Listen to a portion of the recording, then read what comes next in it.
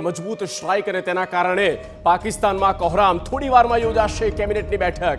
આ એક મહત્વપૂર્ણ અત્યારના મોટા સમાચાર એર સ્ટ્રાઇક અને મોક ડ્રિલ પર ચર્ચા કરવામાં આવશે। આ વધુ એક બેઠક જેમાં એર સ્ટ્રાઇક મુદ્દે સેનાને અભિનંદન પણ આપવામાં આવશે। તો સત્તાવાર રીતે આ તમામ બાબતો સામે આવી છે। મોક ડ્રિલ મુદ્દે પણ કેબિનેટમાં સમીક્ષા કરવામાં આવશે। Political editor Kinjal Mishra phone line પર। કિંજલ, કેન્દ્રીય કેબિનેટ થવાની છે, અનેક બાબતોને લઈને ચર્ચા પણ કરવામાં આવશે। લાઈવ આપણી સાથે કિંજલ જોડાયેલા છે। કિંજલ, ઓવરઓલ અત્યારે ત્યાં શું થઈ રહ્યું છે ગાંધીનગરમાં? કઈ રીતની રણનીતિ હવે આગળ નક્કી કરવામાં આવશે? देखो, आज केन्द्रनी पण केबिनेट बैठक थी ते मळी हती, जेनी अंदर ए आखुं जे ऑपरेशन जे थयुं, आखुं ऑपरेशन सिंदूर थयुं तेने लई अने जे तमाम मंत्रीओ छे तेમને वाकेफ करवामां आवे। तेनी साथे ज वडाप्रधान अने राष्ट्रपति साथे पण मुलाकात करी अने तेनी साथे ज केन्द्रीय गृहप्रधाने 10 एवा राज्यों के जे सरहदी राज्यों छे तेमनी साथे पण एक विडियो कॉन्फरन्स द्वारा बैठक छे तेनुं आयोजन कर्युं छे। गुजरातनी केबिनेट बैठक सामान्य रीते बुधवारे योजाती होय छे, परंतु आजनी जे बैठक हती ते रद्द करवामां आवी हती मुख्यप्रधानना केवडियाना प्रवासने कारणे।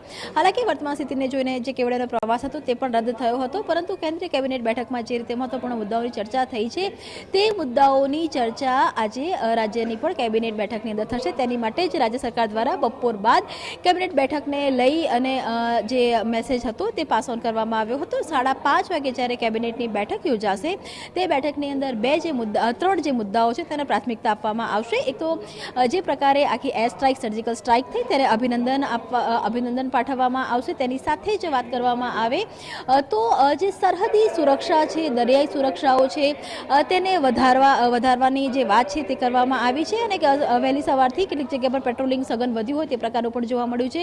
એરપોર્ટથી લઈને રેલવે સ્ટેશન પર પણ કેટલીક જગ્યા પર જે ચેકિંગ છે તે વધ્યું છે। તો અમદાવાદના માફ કરશો શહેરો તેની સાથે જ એવા વિસ્તારો કે જ્યાં ભીડભાડવાળી જગ્યાઓ હોય છે એ તમામ જગ્યા પર મંદિરો છે, તમામ જગ્યા પર જે સુરક્ષાને લઈ અને સમીક્ષા છે તે પણ આ બેઠકની અંદર કરવામાં આવશે। તેની સાથે જ મોક ડ્રીલની જો વાત કરવામાં આવે તો 4 વાગ્યાથી મોક ડ્રીલનું આયોજન રાજ્યના 15 જિલ્લાઓમાં થયું હતું કે જેને જે સમીક્ષા હતી તે પણ ચાલી રહી હતી। અનેક જગ્યા પર ડ્રોન દ્વારા પણ જે સતત નજર હતી તે રાખવામાં આવતી હતી। તો મોક ડ્રીલ ઘણા લાંબા સમય બાદ ગુજરાતની અંદર આ પ્રકારે જે મોક ડ્રીલ છે, યુદ્ધ થાય તો કેવી પરિસ્થિતિ થાય અને તેમાં શું ધ્યાન રાખવું જોઈએ તે પ્રકારની એક મોક ડ્રીલનું આયોજન કરવામાં આવ્યું હતું।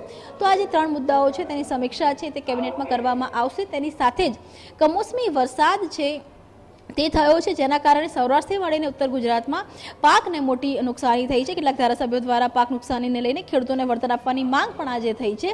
તો આ જે કમોસમી વરસાદ અને જે પાક નુકસાની છે તે મુદ્દા પર પણ ચર્ચા કરવામાં આવશે, પરંતુ પ્રાથમિકતા છે એ મોક ડ્રીલ અને જે સર્જિકલ સ્ટ્રાઇક અને ત્યારબાદ રાજ્યની અંદર સુરક્ષા વ્યવસ્થાને લઈને રહેશે। ઓકે, આભાર કિંજલ તમામ જાણકારી આપવા માટે। તો આજની કેબિનેટની બેઠક મળવાની છે અને આ બેઠકમાં અનેક મહત્વપૂર્ણ મુદ્દા પર ચર્ચા અને તેમાં સૌથી વધારે જે મોક ડ્રીલ થવાની છે એટલે કે શરૂઆત થઈ ગઈ છે અને તે અત્યારે કઈ રીતની કામગીરી ત્યાં ચાલી રહી છે, કયા સ્થળ ઉપર શું થઈ રહ્યું છે તેનો તો એક સમીક્ષા કરવામાં આવશે, પણ સાથે એ સેનાના જવાનોને અભિનંદન પાઠવવામાં આવશે।